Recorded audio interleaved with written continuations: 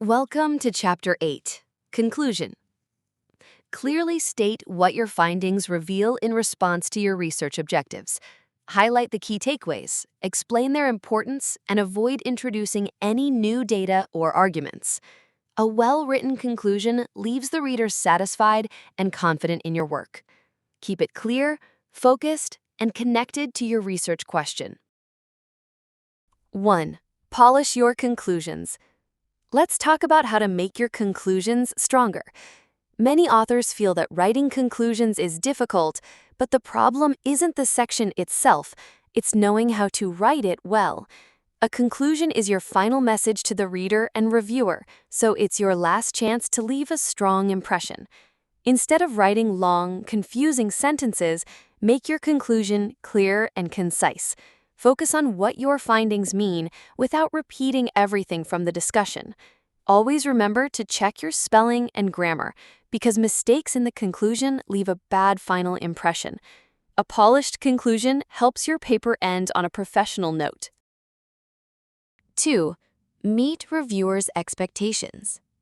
Let's talk about how to craft a conclusion that satisfies your reviewers. Remember, reviewers expect more than just a summary.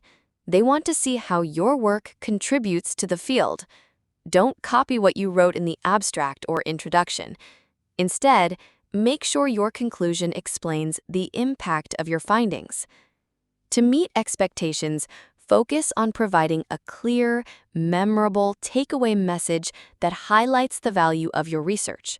Summarize the main insights, but end with a strong statement that answers your research question. This approach shows reviewers you understand the bigger picture and leaves a lasting impression. 3. Conclusions are not abstracts. Let's make one thing clear. Your conclusion is not a second abstract. While the abstract summarizes the whole paper, the conclusion should focus on what you discovered and why it matters. Avoid repeating the introduction or background details in this section. Instead, emphasize your main contributions and key findings.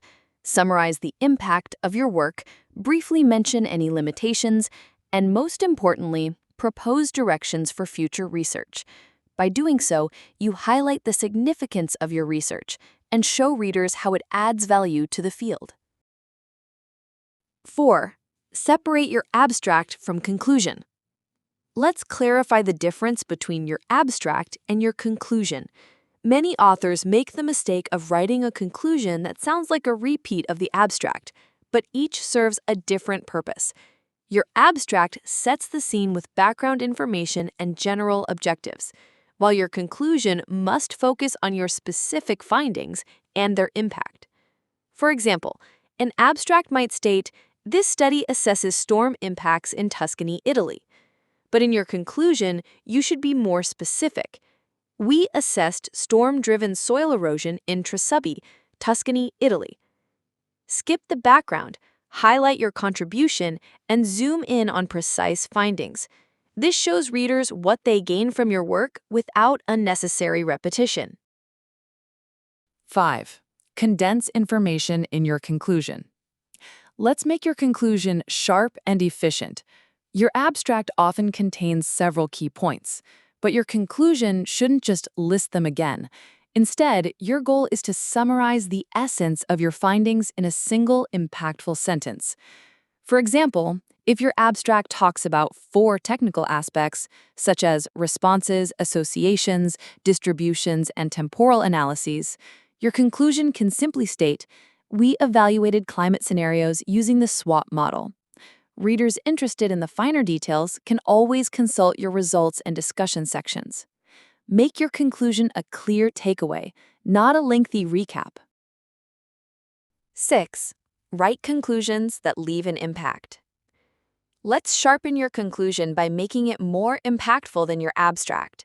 While your abstract summarizes the results neutrally, your conclusion should emphasize key outcomes with stronger wording and clear recommendations for future work. For instance, the abstract might predict a 25% erosion reduction, but in the conclusion, you should confidently highlight dramatic findings. State what you believe, and outline next steps. Use phrases like "we believe" and "future work will" to show commitment and foresight. Make your conclusion persuasive and memorable. Leave readers with a sense of direction and confidence in your research. 7. Make your conclusion a lasting reminder. Think of your conclusion as a final reminder, not just a summary. The abstract is like an advertisement. It grabs attention.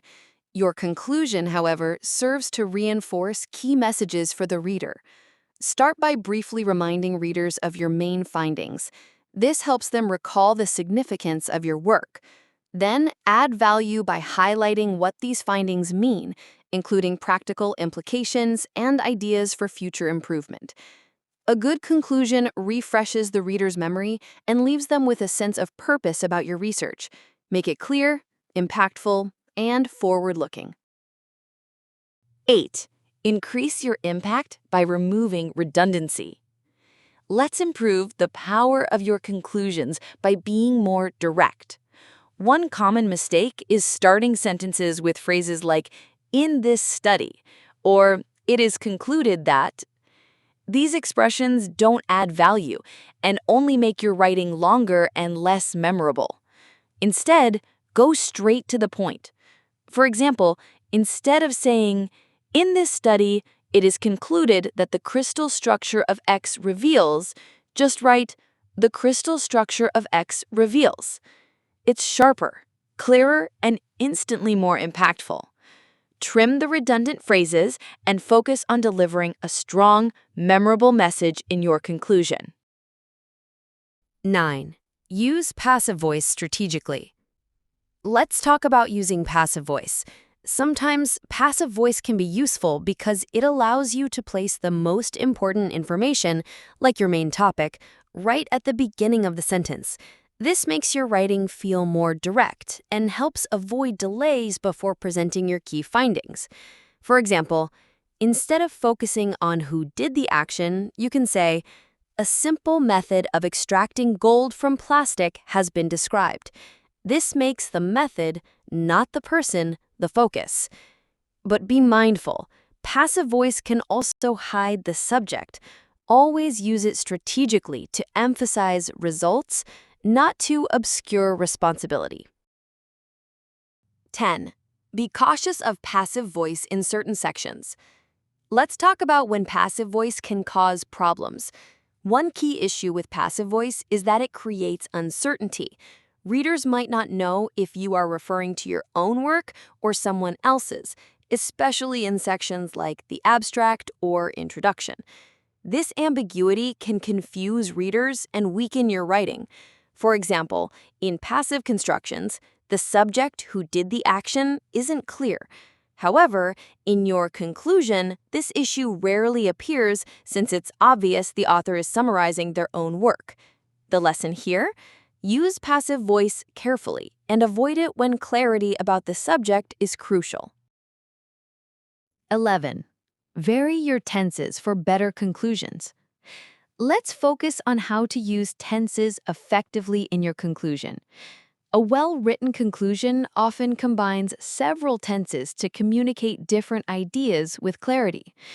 You can use the present perfect to describe what you have done in the paper, such as, "We have described a method." This shows the overall contribution of your work. Meanwhile, you should use the past simple when discussing completed actions, especially in your experiments or methodology. For example, "We used this method to extract gold." Varying your tenses creates a balanced and professional tone, helping you clearly distinguish between your contributions and your past actions. 12. Use present perfect in conclusions. Let's talk about how to make your conclusions sound more polished. Many authors mistakenly keep using the present simple in the conclusion, but a simple shift to present perfect can make your writing more professional. In the abstract and introduction, it's fine to say, "we consider," or "it is demonstrated," because you are setting up your study. But in the conclusion, it's stronger to say, "we have considered," or It has been demonstrated to show what your research has achieved. This small change makes your conclusions sound more complete and signals a logical wrap-up to the reader. 13. End your conclusion with purpose. Let's wrap up your conclusion the right way. A strong conclusion doesn't just summarize, it points forward and outward.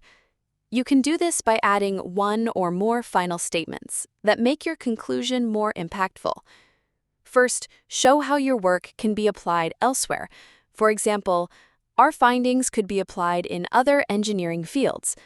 Next, suggest what could be done next, such as, future work will involve this proposed algorithm. Finally, make a direct recommendation like, we recommend that. These strategies make your conclusion more useful, practical, and relevant to your readers. 14. Handle unclear conclusions positively. Let's address situations where your research doesn't lead to a strong conclusion. You can still write a conclusion that feels constructive instead of overly negative. First, you can admit that you didn't achieve everything, such as, regrettably, we did not have the means to. Then, introduce some hope by adding, despite this, our work provides support for. Finally, you can use conditional sentences to show future possibilities, like, if we manage to, then we might be able to. This approach softens the tone and leaves readers with a more optimistic impression of your work. Thank you for learning together. We've reached the end of this session. Remember, writing research papers is a skill that improves with practice and reflection. Every section, from the title to the conclusion, plays a key role in shaping how your work is perceived. As you continue your writing journey, feel free to revisit these tips whenever you need a quick refresher.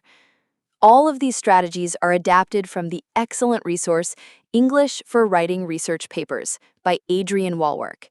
I encourage you to explore it further for even more useful advice. Thank you, and happy writing!